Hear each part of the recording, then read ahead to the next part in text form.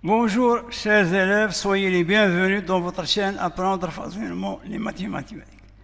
J'espère que vous allez bien. Notre chaîne est destinée aux élèves de l'enseignement secondaire collégial ainsi aux élèves de l'enseignement secondaire qualifiant, créée par votre professeur de mathématiques Moukaddam Abdelaziz.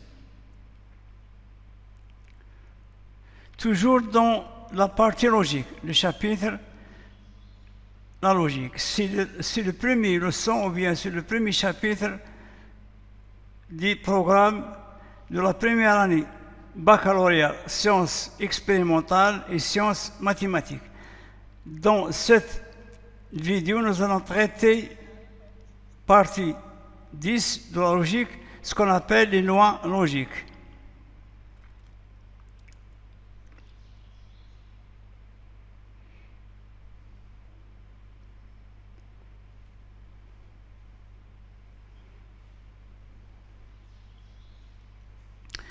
Donc, dans cette partie 10, nous allons aborder ce qu'on appelle une loi logique, ou ce qu'on appelle aussi une tautologie.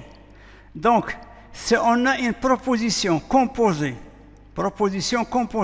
qui est toujours vraie, quelle que soit la valeur de vérité de ces composantes ou bien de ces propositions composantes.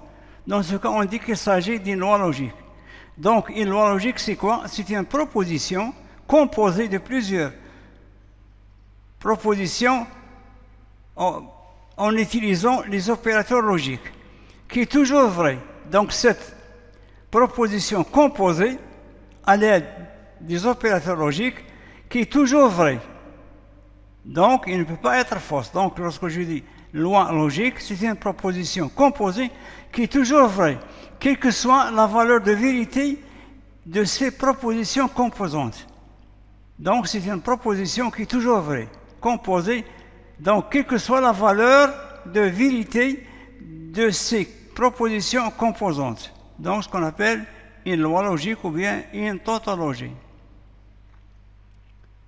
Maintenant, nous allons donner quelques exemples sur des lois logiques. Donc, P implique Q, équivalent à non P au Q. P implique Q, c'est une implication. Équivalent à quoi? Équivalent à non P au Q. Donc, à la place de P implique Q, je peux écrire non P au Q. Ou bien à la place de non P au Q, je peux écrire P implique Q. Donc, P implique Q et non P au Q. Ce sont deux propositions liées par l'équivalence logique. Donc, la proposition qui est l'équivalence de quoi? De P implique Q et non P au Q est appelée une loi logique. Pourquoi? Puisque on a l'équivalence entre P implique Q et non P au Q. Donc, l'équivalence est vraie si les deux propositions ont la même valeur de vérité. Donc, la proposition P implique Q équivalent à non P au Q est une loi logique. Toute la proposition qui est composée de P implique Q équivalent à non P au Q. Toute cette proposition est appelée une loi logique. Si on établit la valeur, la table de vérité de cette proposition, on va trouver qu'elle est toujours vraie. Un autre exemple, la proposition P est QOR équivalent à P et Q ou POR. Donc, ici, ce qu'on appelle, on a distribué la conjonction par rapport à la disjonction. Donc, à la place de P et, entre parenthèses, QOR, je peux écrire P et Q ou P et R. Donc, ce qu'on appelle la distributivité de la conjonction par rapport à la disjonction. Donc, cette proposition, qui est quoi? Qui est P et entre parenthèses QOR équivalent à P et Q ou PR est appelée aussi une loi logique.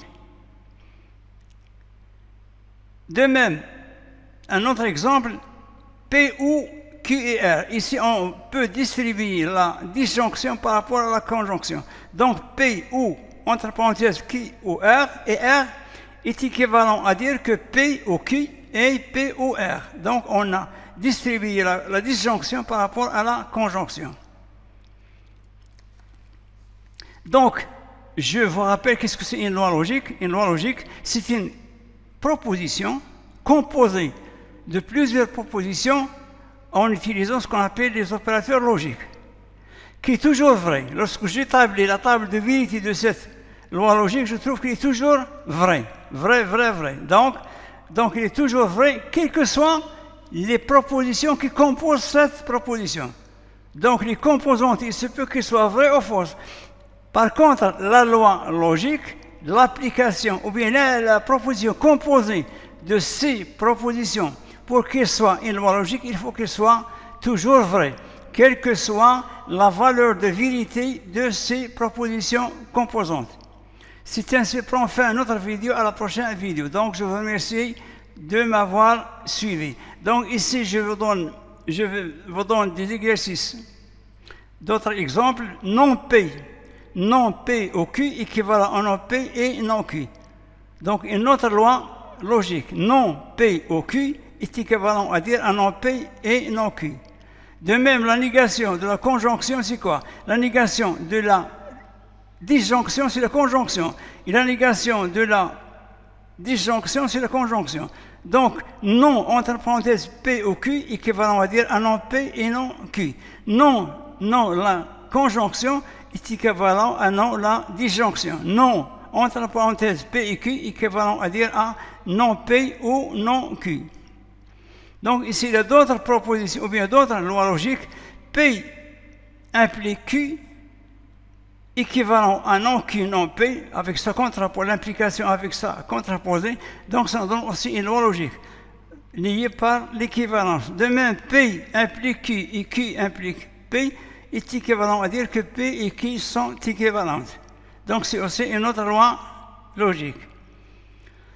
Donc, pour démontrer ces lois logiques, il vaut mieux utiliser la table de vérité. Donc, la table de vérité, si on utilise la table de vérité, on va trouver que les valeurs de vérité, ou bien de ces lois logiques, toujours on trouve la valeur 1 ou bien vrai.